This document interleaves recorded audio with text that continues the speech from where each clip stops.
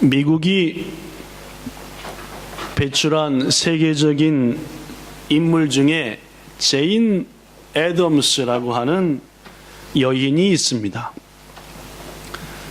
이분은 오늘날 사회복지를 공부하는 분이라면 반드시 이분에 대해서 공부하지 않으면 안 될 사회복지에 있어서 선구자적인 분, 이 바로 이 제인 애덤스라고 하는, 저는 교육학을 공부했기 때문에 존 듀이라고 하는 사람, 이분이 교육학의 아버지라 하면서 막 추앙하는데, 존 듀이는 신앙적으로 볼 때는 엉망인 사람인데, 하여튼 교육학에서는 존 듀이라고 한다면은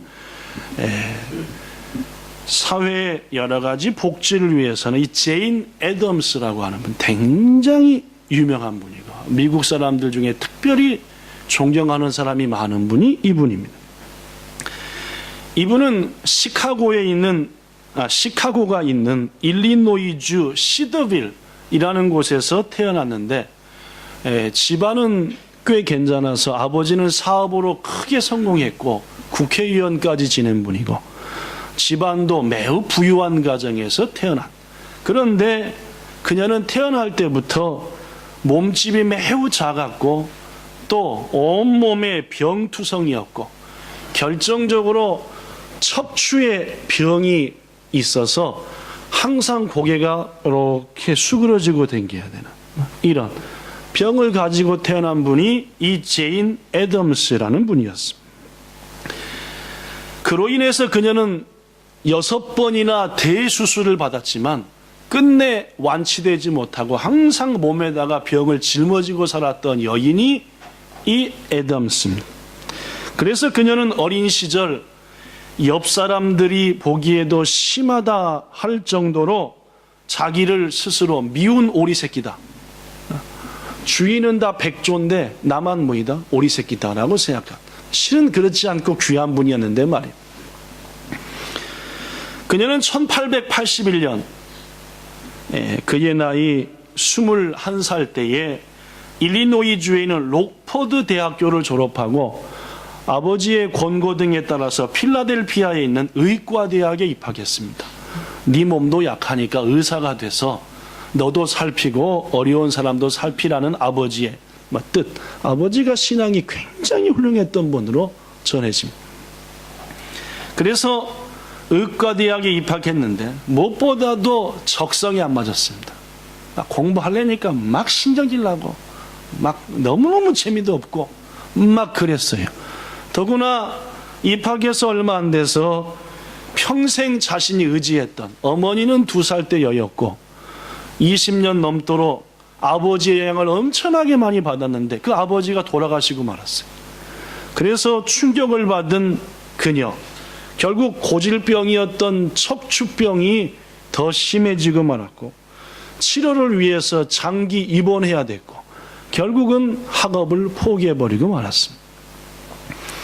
그의 나이 24살이 된 1883년 의사가 권유했습니다. 당신이 척추병도 문제고 몸에 이것저것이 문제인데 더 문제는 당신의 마음이다. 마음이 이래가지고는 안 되겠으니 당신의 마음을 새롭게 하기 위해서 여행을 한번 다녀와 보는 게 어떠냐 해서 유럽 여행을 요양차 가게 되었습니다. 특별히 런던에서 여행하던 중에 이 애덤스는 자신이 평생 걸어야 될 길을 발견하게 돼요. 그의 나이 23, 4살 때임. 이야, 내가 세상에 태어난 것은 이것 때문이었구나. 나는 이 길을 걸어야 되겠구나 라는 것을 그 런던에서 발견하게 됩니다. 어떻게 발견하게 됐느냐? 런던 여행 중 토인비 홀이라고 하는 사회복지기관을 견학하게 되었어요. 그걸 보면서 이야, 나도 이런 복지센터를 만들어야 되겠구나. 이 토인비 홀이라고 하는 것은, 토인비라는 사람이 가난, 빈곤은 경제적인 문제가 아니다. 정신적인 문제며 교육의 문제다. 가난한 사람을 조금씩 도와주지 말고 화면이 조금 더 오른쪽으로 앉으세요. 미기. 기다리도 괜찮네, 그죠? 가난한 사람을 조금씩 도와주는 건 별 의미가 없고, 그 사람의 마음과 지식과 실력 자체가 그 스스로 가난을 극복하도록 교육을 시키고 꿈을 심어주고 이렇게 하는 게 진짜 가난한 사람을 돕는 거다. 이게 토인비라고 하는 사람의 생각이었어요. 그래서 그의 죽음 후에 동역자들이 그 사람의 말이 맞다, 친구의 말이, 세우자에서 영국 런던에 세운 게 토인비 홀입니다. 거기에 이 제인 애덤스가 몸은 마음대로 안 되고 항상 이러고 댕기지, 온몸에 병이지, 24살 때 방문한 거예요. 그런데 거기서 뭘 봤느냐, 참으로 어려운 사람들을 자신도 어려우면서 땀 흘리며 눈물과 사랑으로 돌보며 하나도 가르치려고, 용기 주려고, 힘 주려고 애쓰는 모습을 본 거예요. 이야, 저런 사람들도 저런 사람들을 위해서 저렇게 애쓰고 힘쓰는데 나는 건강만 없지 가진 것도 많이 있고 할 수 있는 게 너무 많잖아. 내가 이제까지 침상에 넣어서 남한테 도움만 받고 짜증만 내고 살았는데 오리 새끼라고 생각했는데 아니구나, 나도 뭔가 해야 되겠구나 하는 평생의 꿈을 갖고 온 거예요. 그래서 미국에 돌아온 애덤스는 시카고 헬스데드라고 하는 거리에 있는 찰스 헐이라고 하는 사람의 넓은 집을 이제 갖게 되어서 그 집을, 찰스 헐의 집이었으니까 헐하우스라고 이름 짓고 토인비 홀에서 배워온 많은 가르침을 바탕으로 지역 주민들을 교육하고 언어를 가르치고 재워주고 어린아이들을 봐주고 훈련을 시키고 체육을 하게 하고 문화를 하게 하고 친교하게 하고 하는 이런 복지센터의 문을 미국 최초로 연 거예요. 당시 이 헐하우스라는 곳이 지어진 곳은 이민자들이 모여 사는 구역이었습니다. 지금도 그때도 이민자들은 빈곤, 소외, 말이 안 통해요. 영어가 안 돼요. 언어, 이거 주거 상황이 엉망진창이에요. 굴 같은 데서 살아요. 또 계층 간의 갈등, 여러 면의 문제가 있는 것. 그러나 이 애덤스는 자기의 모든 가진 것들을 다 투자하고 거기 있는 사람 중에 훌륭한 몇 사람들을 훈련시켜서 가르치고 그들이 또 가르치게 하고 용기 주게 하고 해서 그 맛집을 기쁨과 행복이 넘치는 것으로 만들어버렸습니다. 또한 애덤스는 다른 단체들과 힘을 합쳐서 최초로 소년원법, 즉 어린아이들의 권리를 보장하기 위해서 범죄한 어린아이들을 지켜야 된다, 이 입법을 하게 했고, 공동주택법, 그때만 해도 다 자기 집 갖고 살았는데 여긴 너무 가난하니까 공동주택에 사는 사람들이 권리를 갖도록 하는 공동주택법, 여성 노동자들을 너무 일시키니까 여성 노동자 8시간 이상 일시키면 안 된다는 그런 법, 그 다음에 노동자 임금은 최우선 지급돼야 된다는 법, 그 다음에 이민자와 흑인에 대한 사법제도가 정립되어 이들의 권리를 지켜야 된다는 법, 여성들도 참정권에 참여, 투표해야 된다는 법, 여러 가지 법들을 미국에 있게 하는데 결정적인 역할을 했습니다. 더구나 루즈벨트 대통령한테 많은 영향을 줘가지고 루즈벨트 대통령이 너무 감동을 받았어. 이 애덤스를 또 몸은 이러고 댕기고 몸 병투성인데 다른 사람을 위해서 애쓰는 걸 보고, 루즈벨트 대통령 당시에 16살 미만 되는 어린아이 노동자가 200만 명이었대요, 미국에. 도저히 못 살았습니다. 그 당시 미국이 어려웠던 어린아이의 노동자만 200만 명, 이런 상황에 이 루즈벨트 대통령의 영향을 주어서 미국의 복지 정책을 확실하게 바뀌어버려요. 이 여인이 바로 애덤스라고 하는 여인. 그래서 미국 사람들은 제인 애덤스하고 모르는 사람이 없을 정도로 정말 우리 한국에 하면은 어린이들을 위해서 애쓴 분이 방정환 선생이잖아요. 그죠? 어린이날을 있게 한. 근데 벌써 제인 애덤스 하면 미국 사람들은 어린이뿐만 아니라 이민자들 모든 사람한테 자신들을 있게 만든 귀중한 할머니시다. 그는 1931년 여성 최초로 노벨 평화상을 받았고, 그 다음에 노벨 평화상을 받은 후 4년 후인 1935년 5월 달에 76살의 나이로 몸이 그렇게 안 좋았는데도 장수하셨습니다. 요새야 8, 90 살지만 당시 76살의 나이로 하나님의 부름을 받았습니다. 왜 제인 애덤스라는 분의 얘기를 이렇게 소개했냐면은, 이 제인 애덤스가 평생 자신의 좌우명으로 삼은 말씀이 있어요. 아버지가 워낙에 독실한 그리스도인이어서 퀘이커파라고 특별히 독실한 파입니다. 거기한테 철저하게 신앙훈련을 받았어요. 믿음 가운. 이 여인도 훌륭한 신앙이었는데 좌우명이 뭐냐면은 오늘 본문이래요. 미가서 6장 6절부터 8절이 자신의 좌우명. 난 이 말씀 붙들고 이 말씀 지키며 살리라. 사랑하는 본향성도 여러분, 여러분들도 성경 말씀 속에 좌우명 있기를 바랍니다. 난 성경의 이 말씀을 내 인생의 꿈과 비전과 목표로 살리라. 오늘 본문 미가서 6장 6절부터 8절이 제가 길게 소개한 애덤스의 평생 좌우명입니다. 미가 선지자는 조금 건너뛰어서 지금으로부터 약 2700년 전, 예수님 오시기 700년 전에 유다에서, 이스라엘 나라가 반틈으로 쪼개져 갖고 북쪽은 이스라엘, 남쪽은 유다라고 불렀는데 유다에서 활동하던 선지자가 미가입니다. 이 미가는 뭘로 유명하냐면은 예수님이 탄생하기 전 700년 전에 예수님께서 태어나실 것이고 그분이 우리를 구원하실 것인데, 그분이 태어날場所가 어디다? 어디? 아니, 예수님이 어디 태어난지 예루살렘? 아니, 남자 집사 대표 윤석환, 여자 집사 대표 주추님 둘이서 삐기. 그나마 지금 다 서로 알만한 사람이 왔으니까 망정이지, 새 신자가 왔으면은 이 교회 수준이 뭐야? 이거 또 이렇게 예루살렘이지, 베들레헴, 그죠? 예수님이 베들레헴이라는 곳에서 탄생할 것을 예언한 분이 이 무슨가? 미가 선지자. 이 미가가 활동하던 당시 이스라엘은 어떠했느냐? 하나님이 기회를 주고 다시 한번 기회를 주고 엘리야, 엘리사 수많은 선지자를 보냈는데도 북이스라엘은 점점 타락했어요. 하나님이 도저히 안 되겠다 해가지고 북이스라엘을 멸망시켜버렸습니다. 처참하게 다 죽었습니다. 그 북이스라엘이 멸망한 지 약 20년 지나서 활동한 선지자가 미가예요. 남쪽도 난리가 났습니다.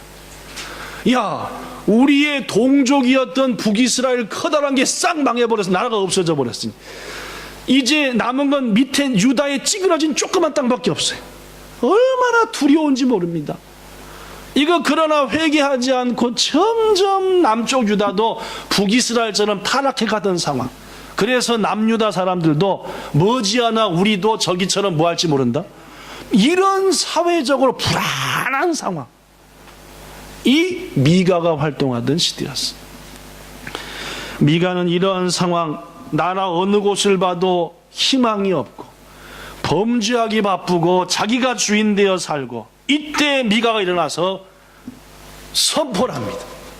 너희들이 말하기를, 6절에 보니까 내가 무엇을 가지고 하나님께 나가며 높으신 하나님께 경배할까? 빈정되는 거예요. 지금 우리 동족을 멸망시킨 하나님께 내가 뭘 갖고 나갈까? 이어서 1년 된 송아지를 끌고 하나님 앞에 예배드리러 나갈까? 빈정되는 거예요. 그 다음 절 7절, 하나님이 천천의 수량이나 만만의 기름을 기뻐하실까? 에이, 내가 죄짓고 사니까 자식을 갖다 바쳐버릴까? 이랬어요. 당시 누가? 신앙을 가졌다는 자들이 하나님의 뜻은 모르고 빈정대면서 자식을 갖다 바쳐야지 하나님이 노하지 않을까? 손을 들고 갈까? 하나님한테 오늘 예배드리러 갈 때 뭘 갖고 갈까? 뭐 이랬단 말입니다. 이때 미가가 그들을 책망하며, 사람들아, 주께서 선한 것이 뭐인지를 너희한테 보이지 않으셨느냐? 하나님이 원하는 것은 그런 게 아니다. 이 세 가지다 해가지고 하나님이 원하는 것은 이것이라는 선포를 했습니다. 이것이 누구의 좌우명이 됐다고요? 네, 제인 애덤스. 저는 그래서 오늘 여러분들에게 하나님이 원하는 것은 이것입니다 라는 제목으로 여러분과 저에게도 요구하시는 거라. 하나님이 이걸 원한다라고 말입니다. 세 가지를 여러분에게 지금부터 말씀드리겠습니다. 여기까지가 서론입니다. 와, 서론하는데 15분 걸렸으니까 오늘 여러분 큰일 났습니다. 그죠? 마음을 단단히 먹고 체인 애덤스 소개했고 그 사람 좌우명 소개했고 그리고 거기서 하나님이 원하는 것은 이것. 오늘 부흥회라고 생각하시고 아예 단단히 마음 먹고 말씀을 들으셔야 됩니다. 그래야 저도 조급하지 않아서 끝에서 끊어불지 않고 차곡차곡 가죠. 그죠? 벌써부터 시험 드는 분이 계신데 시험 들지 말고. 자, 하나님께서 미가를 통해서 당시 백성들에게 여호와는 이것을 원하지 그런 거 안 원한다. 이걸 보고 제인 아담 씨가 팍 꽂힌 거예요. 그 자신의 일생을 섬김과 사랑으로 바치고 산 거겠죠. 자, 하나님이 원하는 것은 뭐이냐? 첫째, 본문 8절에 보니까 여호와께서 너에게 구하는 것은 첫째, 오직 뭘 행하며? 정의, 즉 의롭게 살라는 말입니다. 우리말로는 정의라고 번역됐지만 의로운 삶을. 의라고 하는 것은 두 가지입니다. 첫째는 하나님과의 관계에서 의롭게 살라라는 것이고, 둘째는 사람과의 관계에서도 의로우라. 두 가지를 포함해요. 먼저 하나님 관계에서 의로워야 된다. 이것은 성경이 끊임없이 하는 말입니다. 내가 거룩하니 너희도 뭐하라? 거룩하라. 즉 의로워라. 누구 말씀이에요? 하나님 말씀입니다.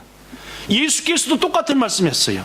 너희의 의로움이 서기관과 바리새인보다 낫지 않으면 천국 못 간다 라고 얘기했습니다. 우리 그리스도인들이 추구해야 될 가장 첫 번째 중에 하나가 의로움이에요. 의입니다.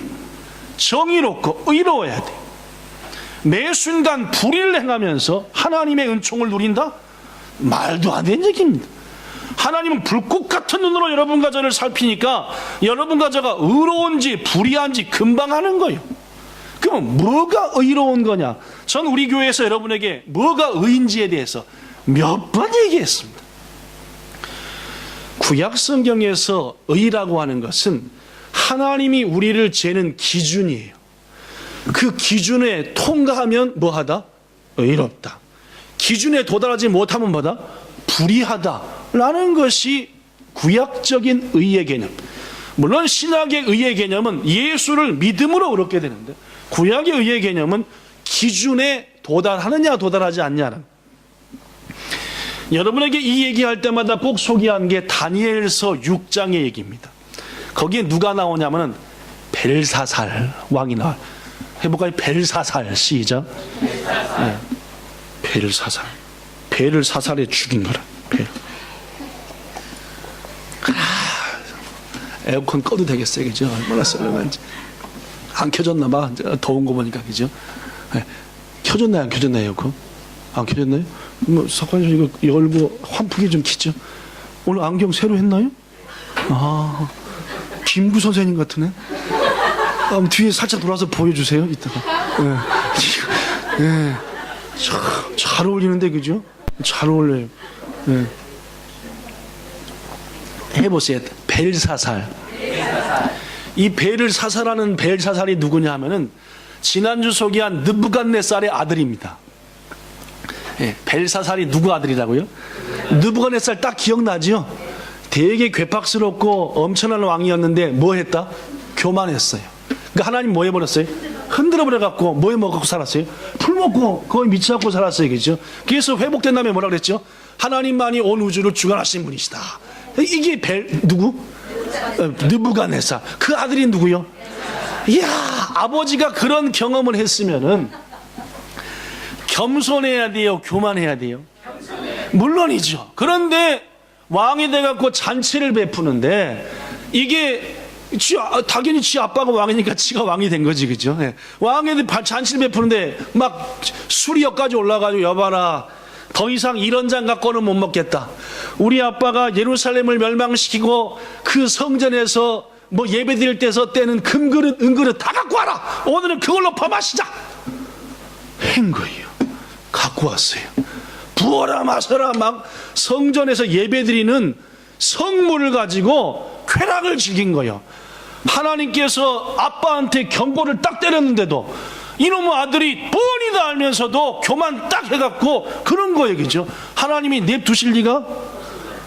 손가락들이 나타났습니다. 잔치를 하는데 막 잔치를 하고 막 난리 나는데 저 남구 집사님 앞에 앉은 고기 벽이 여기 있는 왕이랑 신하들이 다 보는 벽에 손가락들이 팍 나타나가지고 몸을 놓고 손가락만 나타났어. 얼마나 벨사살이 무서웠던지 다니엘서 5장 6절에 보니까 얼굴색이 변했대. 첫째, 누구가? 술로 빨개했던 게 하얘져 버렸어요. 두 번째, 넓적다리가 끊어지는 것 같았대요. 여러분, 넓적다리가 왜 녹아요? 얼마나 뜨거운 거라 막 여기가 막 뜨끈뜨끈뜨끈해지니까 배 밑으로. 세 번째, 얼마나 떨었던지 무릎과 무릎이 붙어서 소리가 났대요. 이야, 다니엘서에 그렇게 나와요. 얼마나 왜 놀랬겠어요? 지 아빠 생각이 딱 난 거지. 그 대목에 아빠 흔들었던 거를 아는 거거든, 이 벨사살이. 그 손가락을 보는 순간 아빠 생각이 팍 나고 그냥 얼굴색이 확 하얘지고 무릎팍이 막 부딪히고 난리가. 근데 거기 온 손가락들이 글을 확 휘잡아 쓰는데 뭔 글인지 못 읽겠는 거예요. 처음 보는 글이요. 누굴 불렀대요? 그러면요, 다니엘. 아까 그 틀린 건 이제 많이 하셨습니다. 그렇죠? 예루살렘 했던 것이 다니엘을 딱 불러갖고 이게 뭐라고 있고 뭔 뜻이냐 하고 물었지요. 그랬더니 읽는 것부터 얘기했습니다. 이렇게 읽었대요. 시작. 상당히 버벅거리면서 읽는데 메네메네 데겔 우바르신이라고 읽었습니다. 그죠? 자, 그 뜻을 해석했습니다. 다니엘이. 시작. 하나님이 이미 왕의 나라의 시대에 되어서 두 번째, 데겔은 시작. 셋째, 베레스는 시작.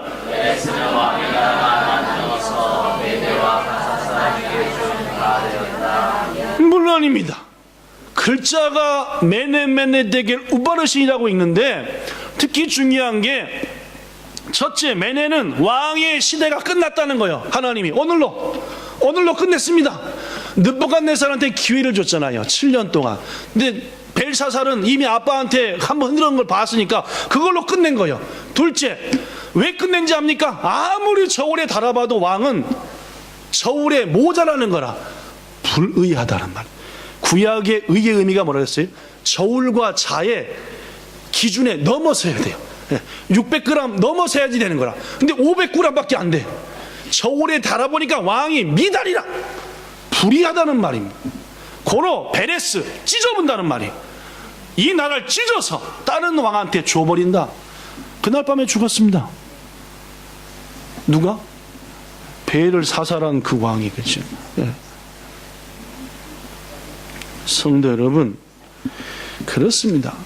하나님이 여러분과 저한테 원하시는 의의는 여러분과 저에게 하나님이 원하시는 기준이 있는 거예요. 기도의 기준, 찬송과 예배의 기준이 있어요. 모두 다 똑같은 게 아닙니다. 사람마다 다 틀려요. 윤석환, 넌 이 정도 찬송해라.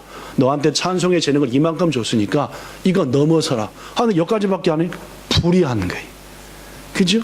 누구? 예, 김진규, 너는 기도와 봉사로 이만큼 했다. 예를 들어서 이게 해야지 뭐한 거예요? 의로운 거예요. 그럼 밑으로 불의하는 거겠죠. 하나님께서 여러분과 저에게 기도, 헌신, 사랑, 봉사, 예배, 찬송, 믿음 달아보신다. 거기에 뭐예요? 합당해야 된다는 말입니다. 부족하면 안 된다는 말입니다. 무엇보다도 미가서는 구약시대의 말씀이기 때문에 하나님께서 당시 백성들에게 원하는 것은 너희 각자에게 하나님의 저울과 자가 있으니까 거기에 합당하도록 뭐하라? 기도하고 헌신하고 나가라. 이걸 원하신다 라고 말씀했습니다. 저는 우리 본향교회 모든 성도들이 하나님이 여러분과 저에게 주신 기준에 도달하고 넘고 충만하기를, 그리하여 무엇보다도 하나님 앞에 의로운 자가 되기를 축원합니다. 더불어 의인은 이웃과의 관계에서도 나타나야 된다라고 말했습니다. 예레미야 7장 5절에 보니까 너희가 만일 길과 행위를 바르게 이웃 사이에 정의를 행하면 여러분, 이웃과 의로워야 된다는 말은 가장 중요한 게 이웃을 속이거나 거짓말하면 안 돼요. 곰곰이 생각해보면 우린 너무나 거짓말들을 많이 해요. 하나님이 뻔히 보시는데 인간끼리는 모르지요. 그런데 거짓말합니다. 불의해요. 진실하지 못합니다. 가장 가까운 사람한테도 겉과 속이 다르게 행동해요. 이거 안 됩니다. 무엇보다도 여러분과 저가 하나님 앞에 의롭도록 우리의 기준에 합당하게 해야 되고, 이웃에게는 진실해야 돼요. 진실하셔야지 하나님이 기뻐하십니다. 자, 두 번째. 첫 번째는 이렇듯 의로운 자가 되라, 하나님의 뜻입니다. 두 번째, 본문 8절, 인자를 사랑하며. 여기서 인자를 사랑한다는 말은 하나님과 이웃 관계에서 나타납니다. 여기서 인자란 말은 따라해 보세요. 헤세드. 그런 말이, 이 헤세드는 하나님께 쓰일 때는 하나님께서 변함없이 약속된 은혜와 사랑을 부어주신다라는 게 헤세드. 이 헤세드가 인간에게 쓰일 때는, 같은 인간에게 쓸 때는 긍휼과 자비로 섬기라, 이게 헤세드입니다. 그러니까 지금 이 대목에서는 인자를 사랑하다는 것은 뭐냐면, 하나님의 인자, 헤세드를 입어서 너희 역시 긍휼과 사랑을 베푸는 자가 되라, 이게 오늘 본문의 헤세드다라는 말이에요. 이 룻기서를 보면은 헤세드란 말이 자주 등장하는데, 왜냐? 거기에 인자와 사랑이 있거든요. 룻기에 등장하는 핵심 인물, 첫째 나오미입니다. 아들 둘 낳았는데 아들 둘 다 죽고, 남편 죽고, 졸지에 세 과부만 남은, 거기에 시어머니가 나오미예요. 두 번째, 그의 며느리 누굽니까? 룻입니다. 그 다음에 그 룻의 새 남편이 되준 누구예요? 보아스. 이 세 사람이 헤세드의 핵심이라. 혼자 늙어버려서 할머니가 된 시어머니를 버리지 않아요. 어머니 하나님이 내 하나님이 되고, 어머니 가시는 곳에 내가 갈 것이고, 어머니가 죽는 곳에 나도 가서 죽을 겁니다. 헤세드의 마음입니다. 섬기고 사랑으로 어떻게든지 내보다는 아이때 편에서는. 두 번째, 나오미도 마찬가지입니다. 나 같은 늙은 거 찾아와봤자 자식도 없고 너한테 줄 아무것도 없다. 네 길로 가라, 네 길로 가라. 헤세드의 마음이, 한 번 시집 왔으니까 나 섬기며 죽어라, 이게 아니겠죠. 더구나 쫓아온 며느리를 위해서 어떻게든지 뭘 짝꿍을 만들어주려고 그러죠. 보아스하고 어떻게 짝꿍 만들어주려고, 이렇게 하라 이렇게 하라, 자세히 습관과 여러 가지 것을 모르는 모압 출신 며느리한테 이스라엘 방법으로 어떻게 해야 되는지를 자세히 알려줘서 누구랑 짝꿍 맺어주려고. 이게 헤세드의 마음. 이놈의 며느리 우리 아들한테만 이제 평생 나만 섬기다 죽어라가 아니라, 고생했으니까 새로운 남자 만나서 행복하게 살라, 이게 무슨 마음이?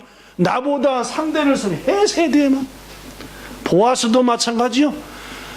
시어머니를 위해서 애쓰는 룻이라는 여인을 어떻게 하면 도와줄까? 일부러 흘려. 야, 이거 싹 거두지 말고 좀 흘리고 저 여인이 주스로 내길 때 냅둬. 이게 뭔 말인지 다 알죠? 룻기서 나오는 얘기입니다. 처음 들어보나요? 룻기서 읽어보세요. 이게 뭐이다? 헤세드. 서로를 섬기며 사랑하는 헤세드의 삶입니다. 사랑하는 본향 성도 여러분, 하나님이 여러분과 저에게 이걸 원하신다는 거예요. 우리가 가진 것 없고 부족하지만 그나마 있는 사랑, 조금 있는 재능, 조금 있는 물질과 시간과 건강으로 섬기자는 말입니다. 이 마음을 누가 가졌어요? 제인 애덤스입니다. 어디서? 물론 토인비홀에서 얻은 거예요. 내가 헤세드의 마음으로 살아야 되겠구나. 그걸 어디서 발견한 거예요? 미가서. 그래서 이게 뭐가 된 거예요? 그의 좌우명이 된 겁니다.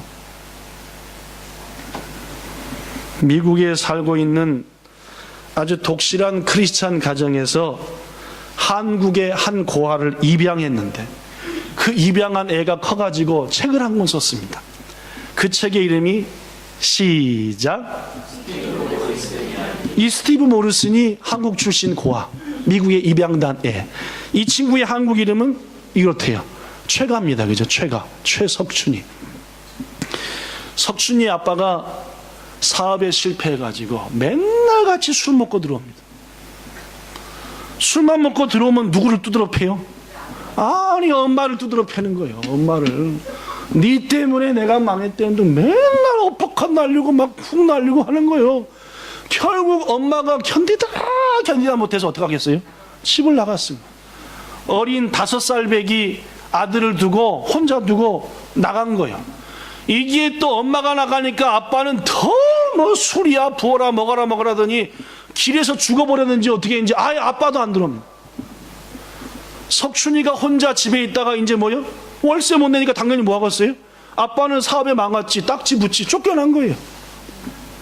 거지가 돼가지고 쓰레기통 뒤지고 동전 떨어진 것 없나 하루 종일 땅바닥만 쳐다봐지고 집이 없으니까 신문지 이런 거 깔고 다리 밑에서 자고 이른바 뭐가 된 겁니까?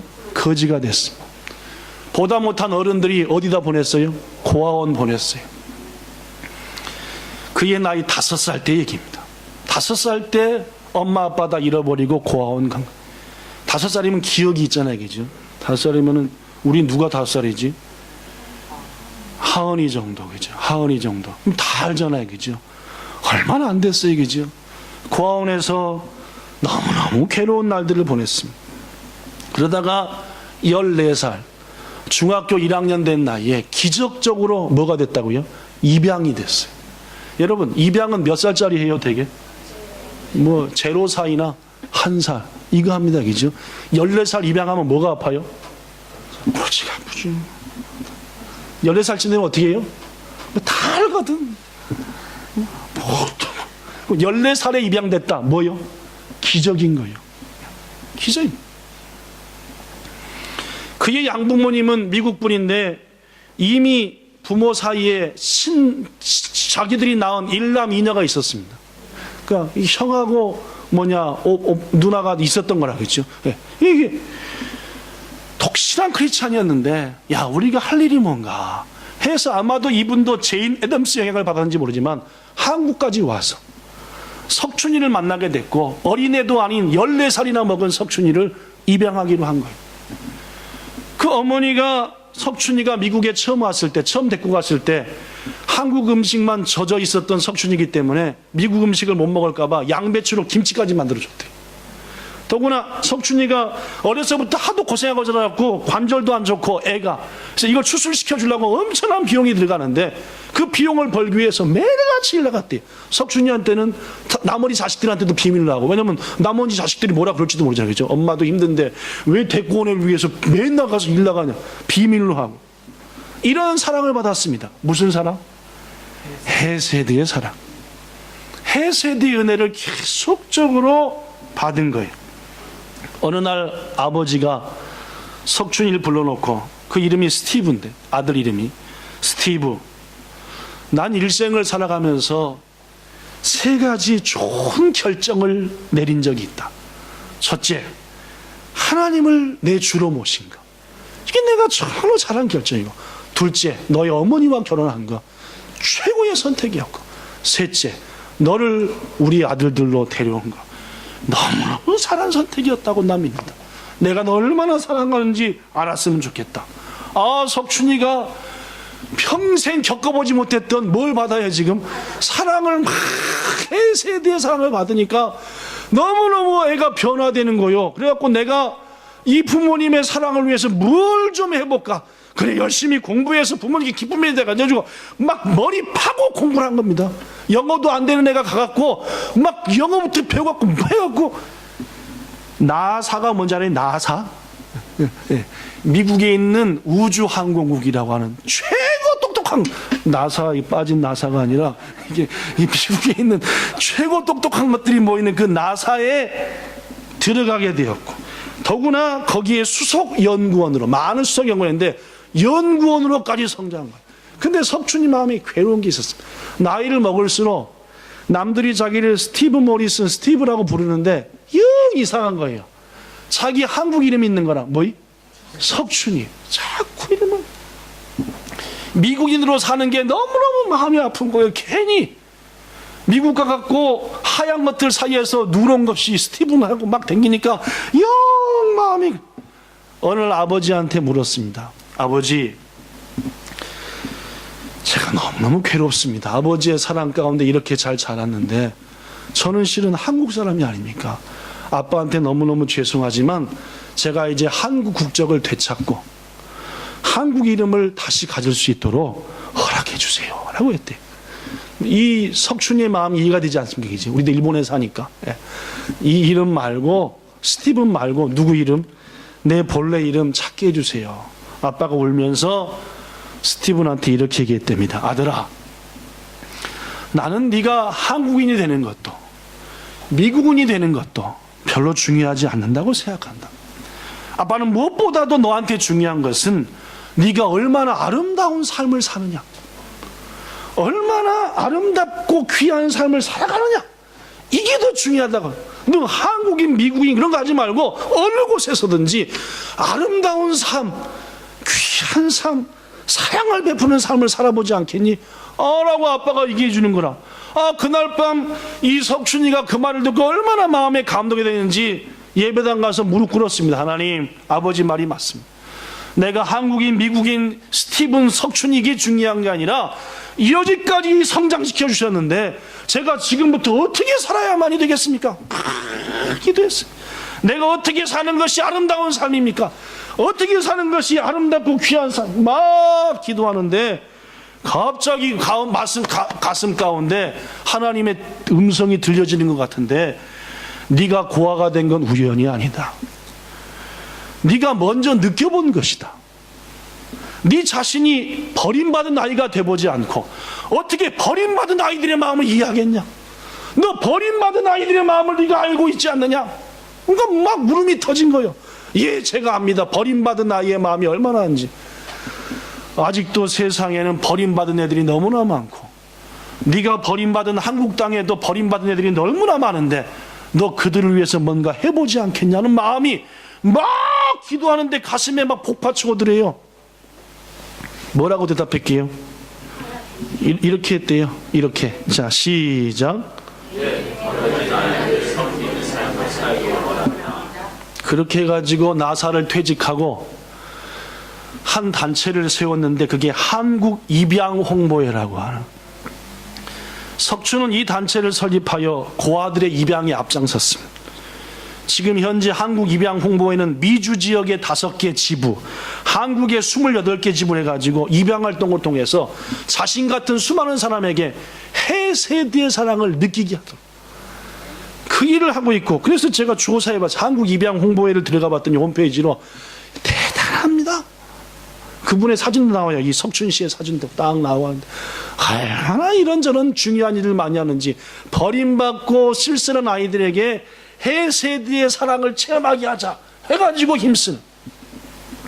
그렇습니다. 하나님이 여러분과 저한테 원하는 것은 첫째는 의로운 삶을 사는 거고, 둘째는 주의 사랑을 거저 받았으니 우리도 가진 거 적지만 뭐하며 해세대의 사랑을 베푸며 섬기며 살라. 이걸 제임 애덤스가 24살에 확 느낀 거예요. 그래가지고 헐하우스를 세운 거고, 이것을 최석춘이가 느끼고 이런 단체를 세워서 지금도 수많은 자들이. 마지막 세 번째, 하나님은 끝으로 겸손한 자의 삶을 우리에게 원하십니다. 본문 8절에 보니까 겸손하게 네 하나님과 함께하는 것이 아니냐. 우린 하나님께 지음받은 피조물이에요. 그렇기 때문에 우리의 삶의 목적은 오직 하나님께 영광 돌려야 됩니다. 그런데 우리의 조상들이 선악과를 따먹고 누구랑 똑같으려고 그랬어요? 하나님과 같아지려고 그랬어요. 그 후로 인간들은 뭔 잘해요? 띡하면 교만해집니다. 잘난 체하고 조금만 봉사하고 조금만 뭐 하면은 고개가 떨리고 목소리 높이고, 제가요, 이게 우리 인간이다. 그만. 고로 베드로는 말해요. 우리에게 겸손으로 허리를 동이라. 범사에 낮아지라는 말입니다. 아까 나사 소개에 있는데 그 나사 최석춘보다 더 높은 사람이 있습니다. 한국 사람으로. 신재원이라고 하는, 이름부터가 벌써 야 신상 재원이라 신재원이라는 분인데, 이 신재원은 한국에서부터 나사에 들어가는 게 꿈이라 우주를 위해서 큰일을 한번 해보겠다, 이게 꿈이어갖고 하다가 미국 유학 가서 공부를 너무너무 잘해갖고 나사에 들어가게 되었습니다. 취직을 했어요, 드디어. 근데 이게 누런 게 왔다 갔다 하니까 영 대접도 못 받고 영 아닌 거라, 너무너무 힘든 거라. 그러나 그는, 신재원은 기도의 사람이었습니다. 하나님을 뭐로 둔? 백으로 둔. 기도한. 결국 그가 나사에 입사한 지 20년쯤 지났을 2008년 나사에서 세 번째로 높은 자리, 톱, 그 다음 세 번째가 뭐냐면 항공연구부문 최고 책임자, 리더에 딱 오르게 된 거예요. 그리고 얼마나 열심히 일했든지 2008년도 미국 연방정부가, 발음이 안 되네, 그죠? 미국 정부가 가장 올 한 해 세계와 우리나라를 위해서 애쓴 직원들 몇 명한테 대통령 표창을 하는데 그 표창까지 받았습니다. 신재원이가. 한국분이 말입니다. 그래서 기자들이 물었어요. 신 박사님, 이렇게 귀하게 쓰임받게 된 이유가 무엇입니까? 당신은 뭘 잘했기 때문에 이렇게 훌륭하게 되셨습니까? 라고 했더니 이분이 이렇게 대답했대요. 자, 여기 써졌습니다. 한 가지 이유를 꼽으라면 늘 교만해지지 않도록 뭘 연습했다? 겸손을 연습했습니다. 저는 매일 아침 이렇게 하나님께 기도합니다. 하나님, 저를 땅에 납작 엎드러지게 하소서. 하나님이 원하는 대로 써주시옵소서. 납작 엎드려지는 삶을 살게. 매일같이 기도했대요. 오늘 누가 날 건들고 누가 하더라도 가장 엎드려져서 모두를 뭐하는? 섬기는 그러한 자가 되게 하소서. 매일같이 그렇게 기도했대요. 성도 여러분, 납작 엎드려져야 하나님이 역사합니다. 교만하면 쳐버리는 거예요, 하나님이. 시편 147편 5절 6절에 보니까 교만한 자들은 땅에 엎어버린대요. 누가? 하나님이요. 여러분, 납작 엎드려야 그를 하나님이 높이시고, 잘난 체하고 교만하면 목을 쳐서 땅바닥에 팍 땡겨요. 고로 오늘 마지막 세 번째, 미가서를 통해서 하나님이 우리에게 외치는 말씀, 내가 너에게 원하는 게 뭐냐? 납작 엎드려라. 아시겠습니까, 여러분? 납작 엎어집시다. 회사에서도 교회에서도 가정에서도 납작 안 엎드러지니까 부인이 좀만 말하면 무엇이? 남편이 좀만 말하면 뭐? 회사에서도 윗사람이 조금만 하면 내가 이 회사밖에 없어. 하나님이 먼저 엎어버리는 거라, 사장이 자르기 전에. 어떤 손님한테도 납작 엎드리고 어떤 성도한테도 납작 엎드리고, 이게 하나님이 우리에게 원하시는 세 번째다. 말씀 끝냅니다. 저는 오늘 제인 애덤스의 좌우명인 미가서 6장을 소개했습니다. 하나님은 우리에게 말합니다. 첫째, 의롭게 살라. 하나님이 원하는 기준에 합당하게 제발 좀 거짓말 좀 그만 좀 해라. 진실되라. 두 번째, 해 세대의 사랑을 뭐하라? 베풀라. 소개했습니다. 몇 사람 했죠. 끝으로 뭐라? 납작 뭐하라? 엎어져라. 이렇게 사셔서 이 땅에서 노벨상은 물론 하늘나라의 면류관 쓰는 여러분들 되시기를 예수님 이름으로 축원합니다. 기도하겠습니다. 좋으신 하나님, 하나님이 원하는 것 이것입니다. 납작 엎드리게 하여 주시옵소서. 우리 마음에 교만한 것은 한 개도 산산이 부서지게 매일매일 기도하게 하옵소서. 긍휼과 자비의 삶을 사는 우리가 되게 하소서. 그리고 무엇보다 의로운 자 되게 하여 주옵소서. 그리하여 제인 애덤스처럼, 최석순처럼, 신재원처럼 이 시대에 하나님의 영광을 위해서 마음껏 이름을 드높이는 우리들 되게 하옵소서. 예수님 이름으로 기도하옵나이다. 아멘.